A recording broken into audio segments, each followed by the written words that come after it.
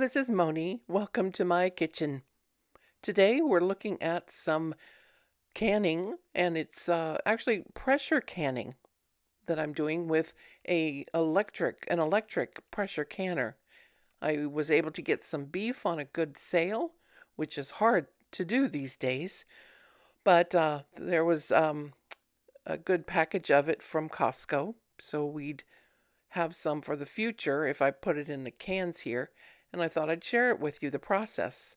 I'm showing you the canning lids and that I got, the 4 jars canning lids, some hot water, but the meat is cold, so it's called a raw pack that I'm doing here.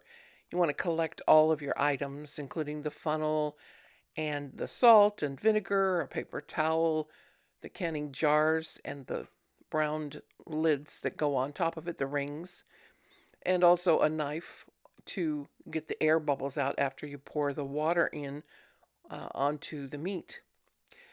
The hot water helps it get to temperature in the electric canner and also kills germs. And you want to put the water in there up to the lowest ring on the glass. As you're pouring it in there, I do add about a teaspoon of salt to each jar. I like the real salt, the Redmond's real salt.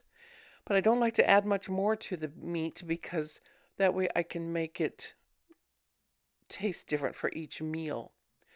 Then after we pour all the water in, I take the paper towel and the vinegar, put some on my towel and wipe off the rim of the glass jars and put the lids on, and then we take it over to the electric canners that are on my counter over there.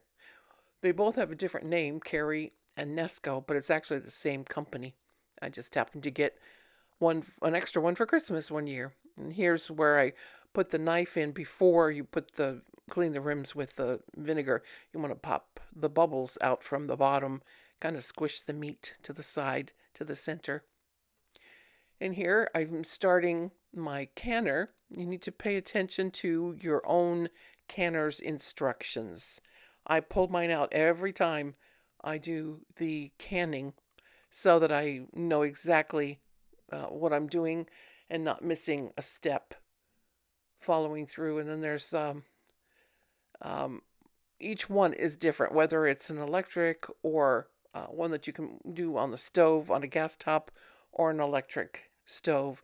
This is all electric, so I have to push a few buttons, and then when it's all done, it beeps at me, and I open it up after it's had plenty of time to cool, sometimes overnight, and make sure that the top is no longer clicky, um, and it's been compressed so that all the air has been sucked out.